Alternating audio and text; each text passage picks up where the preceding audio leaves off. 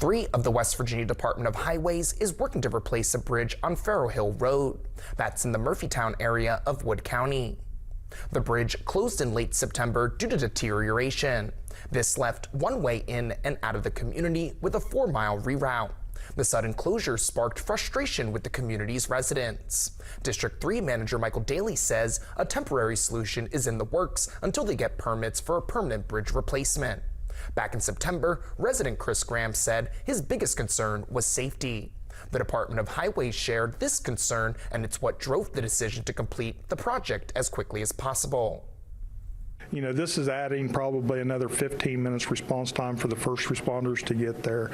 So we felt it to be probably a higher priority to go ahead and get this done, and just for the safety of the traveling public, and it's just going to help everybody. Daly says the temporary bridge is expected to be in place by the end of the year. We will have more on this bridge project and hear from the residents tonight.